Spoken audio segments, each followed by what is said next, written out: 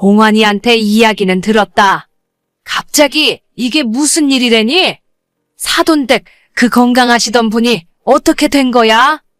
저도 잘 모르겠어요. 지병이 있던 것도 아닌데 지난달에 동네 아주머니들이랑 부산 여행까지 잘 다녀오셨는데도 이게 무슨 일인지. 아무튼 지금 병원 내려가는 중이라서 제가 엄마 상태 보고 다시 연락드릴게요. 병원이 없어서 지금 정신이 하나도 없네요. 그래, 별일 아닐 거야. 딸 얼굴 보면 금방 좋아지시겠지? 너도 괜히 이상한 생각하지 말고 마음 단단히 먹고, 알았지? 네, 어머님. 나중에 다시 연락드릴게요. 건강하시던 저희 친정엄마가 갑자기 쓰러졌다는 소식을 듣고 정말 정신없이 친정으로 달려 내려갔어요. 손이 너무 덜덜 떨려서 운전대를 잡지도 못했고 남편이 대신 운전해주는 차 조수석에 앉아서 우리 엄마가 무사하기만을 기도하고 있었죠. 3년 전에 아빠 먼저 돌아가시고 한동안 많이 힘들어하셨는데 그래도 올해 들어서는 조금 괜찮아지셨는지 웃는 것도 많이 늘어나셨고 원래 예전부터 좋아하시던 등산도 주말마다 다니시는 것 같더라고요. 제가 집안에서 외동딸이지만 먼 곳으로 시집와서 따로 살고 있었기 때문에 엄마가 혼자 된 이후로는 자꾸 마음이 쓰였고 자주 찾아뵙지 못해서 죄송한 마음이었습니다. 지난달 동네 친구분들이랑 부산 여행 간다고 해서 용돈도 많이 드렸고 재미있게 잘 놀다가 오셨는데 갑자기 쓰러졌다는 연락을 받으니 이게 무슨 일인가 싶더라고요. 혈압이 좀 있으셔서 예전부터 약을 드시긴 했지만 그래도 아직 엄마 나이가 70대 초반이라서 괜찮을 거라 생각했습니다. 하루 2시간 걸리는 병원으로 내려가면서 얼마나 빌고 또 빌었는지 몰라요. 병원에 도착했을 때는 이미 중환자실에 계셨고 급하게 무슨 수술을 해야 한다더라고요. 정신없이 동의서에 사인하고 수술을 했지만 중환자실에서 이틀 후에 돌아가셨어요. 아이고, 그 건강하시던 분이 병원에서는 뭐라고 하니? 급성 심근경색이었대요. 원래 혈압이 있긴 했는데 저는 정말 수술하면 괜찮아지실 줄 알았어요. 그래, 일단 너는 네 정신이나 단단히 챙기고 있어라. 너희 친척들한테도 전화해서 말씀드리고 내가 이딴 네 시아버지 집에 오는 대로 준비해서 내려가마. 네, 어머님. 그나저나 밥은 먹었고? 앞으로 네가 제일 고생해야 하는데 밥 먹고 정신 똑바로 차리고 있어. 네, 알겠어요. 뭐 잘 모르는 거 있으면 동환이한테 물어보고. 걔가 예전에 작은 아버지네 장례 치를 때도 다 경험해봤기 때문에 일이 어떻게 돌아가는지 잘 알고 있을 거다. 너는 정신 없을 테니까 동환이한테 다 맡기고 좀 쉬고 있어. 네, 안 그래도 남편이 다 알아서 해주고 있어요. 그래, 그럼 이따 내려갈 테니까 그때까지 정신 좀 차리고 있어라. 아빠에 이어서 갑자기 엄마까지 돌아가시고 진짜 하늘이 무너지는 기분이 어떤 건지 잘 알게 되더라고요. 아빠 장례식 때는 울다가 지쳐서 실신할 정도였는데 막상 엄마가 돌아가시고 나니 눈물도 잘 안 나오고 정말 제정신을 차리고 있을 수 없었습니다.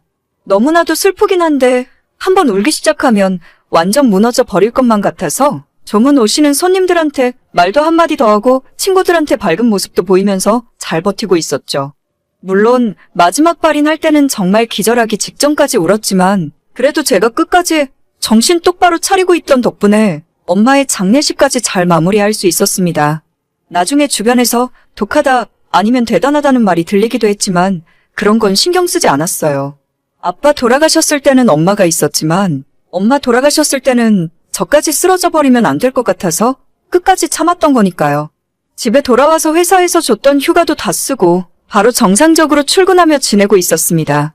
속으로는 너무 슬프고 순간순간 미칠 것 같았지만 애써 참으며 태어난 척하고 있었죠. 너는 정말 독하고 대단하다. 어떻게 발인하는 날까지 눈물 한 방울 안 흘리고 참고 있을 수가 있니? 저도 안 보이는 곳에서 혼자 울었어요. 다들 너무 걱정해 주셔서 괜히 그 앞에서 눈물 보이기 민망하더라고요. 그랬니? 나는 너가 정말 바늘로 찔러도 피 한 방울 안 나오는 사람인 줄 알았어. 아무튼 이제 다 끝났으니 하는 이야기지만 평소 앓던 지병 같은 것도 없다가 그렇게 가시는 것도 일종의 복이라고 생각해라. 길게 아프고 병치레 하면 산 사람도 고통이고 가족들도 너무 힘든 거야. 네, 무슨 말씀이신지 알아요. 그래, 너는 똑똑한 애니까 내가 하는 말이 어떤 의미인지 알아들을 거다. 아무튼 이제 산 사람은 또 열심히 살아야지. 너희 어머니 혼자 사시던 집이나 주변 정리는 다 끝난 거야? 아직 그대로 있어요. 도저히 건드릴 수가 없어서 그냥 두고 있는데 시간을 두고 천천히 정리하려고요. 뭐 지금 당장은 쉽지는 않겠지. 그런데 뭐 하나만 물어보자. 내 말에 오해는 하지 말고 사돈댁 혼자 사시던 집이 전세니? 아니면 자가였니? 10년째 자가로 살고 계셨죠. 그래? 그 동네 집값이 꽤 비싸던데 대출은 남아있고? 아직 그런 것까지는 자세히 모르겠어요. 이제 곧 내려가서 한번 확인해 보려고요. 그런데 갑자기 그건 왜 물어보시는 거죠? 아니야. 그냥 내가 궁금해서 그러지. 아직 정신 없을 텐데 너한테 이런 거 물어봐서 미안하다. 아무튼 호상이라고 생각해. 시모는 뜬금없이 연락해서 이상한 소리를 제게 하더라고요. 아직 엄마가 돌아가신 충격에서 벗어나지도 못했는데 호상이라느니 살던 집이 어쩌고 저쩌고 대체 저런 소리를 왜 하는 건가 싶었어요. 제가 올해로 결혼 6년 차인데 지금까지 시모와 그리 살갑게 지내진 않았습니다. 평소에 연락도 거의 하지 않았고 어머님도 저한테 할 말이 있으면 남편 통해서 하시던 분이었죠.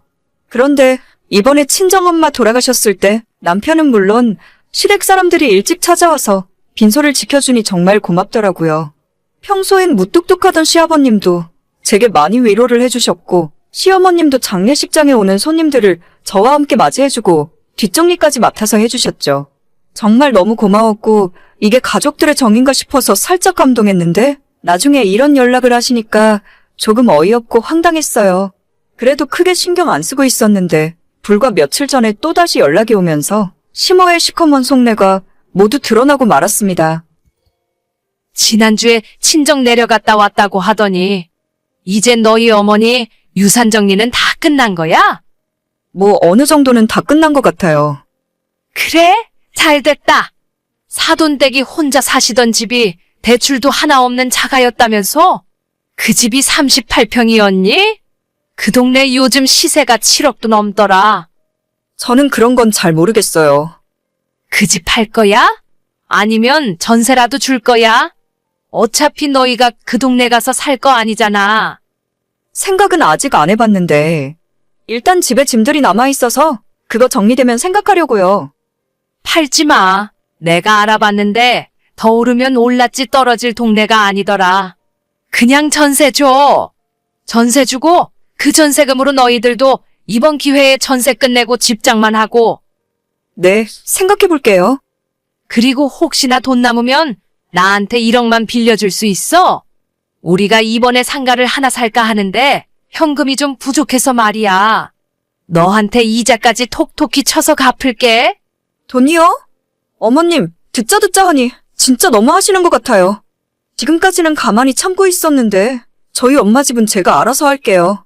전세를 놓던 팔아먹던 들어가서 살던 제가 알아서 할 테니까 신경 쓰지 마세요. 호상이니 뭐니 그런 소리 듣고 싶지도 않고 제가 어머님한테 돈 빌려드릴 일 없으니까 이런 문제로 연락하지 않았으면 좋겠어요. 아니, 내가 호상을 호상이라 하지 뭐라고 하니? 악담을 한 것도 아니고 좋게 이야기한 건데. 그리고 내가 너한테 공짜로 돈을 달라고 했냐? 빌려주면 갚는다는데 뭐가 문제야? 너는 형제도 없이 그 많은 유산 받아서 너 혼자 다 쓸 거야? 장례식 때 내가 니를 얼마나 도와줬는데. 결국엔 이 소리 하시려고 그러셨나요? 어쩐지 지금까지 저한테 관심도 없던 어머님이 너무 잘해주신다 싶었어요. 그때 와서 3일 동안 일하셨던 거 일당 쳐서 보내드릴 테니까 계좌번호 남겨주세요. 그러면 계산 끝이니까 앞으로 저한테 돈 이야기 할 생각 하지도 마셨으면 좋겠네요. 너 진짜 가족끼리 1억이냐? 가족은 무슨 놈의 가족입니까? 진짜 저런 사람들한테 순간적으로나마 좋은 마음이 들었던 제가 바보 같네요. 힘들 때 도와주길래 방심했는데 역시는 역시였습니다. 나중에 남편에게 시모와 나눴던 이야기를 보여주면서 당신 엄마가 돈 달라고 하는데 어떻게 생각하냐고 했더니 절대 줄 생각하지도 말라네요.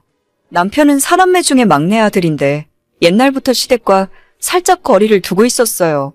저희 친정부모님에게 받은 유산을 어떻게 하던지 자기는 신경 전혀 안 쓸 테니까 천천히 저보고 알아서 하라네요. 지금은 그 집에 남아있는 엄마의 물건들을 처분하기가 힘들어서 당분간 그대로 둘 생각이에요. 조금 괜찮아지면 짐을 다 빼고 새를 놓을 겁니다. 시모 말대로 저희가 결혼하고 지금까지 집 없이 전세로 살고 있기 때문에 그 돈을 저희 집 사는데 보탤지 어떻게 해야 할지 남편이랑 차차 상의하려고요. 이제 진짜 우리 가족이라고 할 사람은 남편과 우리 딸 하나가 전부인 것 같아요. 이번에 친정엄마 장례식 도와주는 걸 보면서 아무리 사이 안 좋던 시부모라도 역시 가족은 가족이구나 싶었었는데 그 마음이 완전 틀렸습니다. 다른 사람들 전혀 신경 안 쓰고 우리 세 식구만 생각할 거예요. 하다하다 시부모가 사돈 집 유산까지 노릴 줄은 꿈에도 몰랐네요. 오늘의 사연은 여기까지입니다. 구독과 좋아요, 알림 설정은 많은 힘이 됩니다. 다들 행복하시고 좋은 하루 되세요.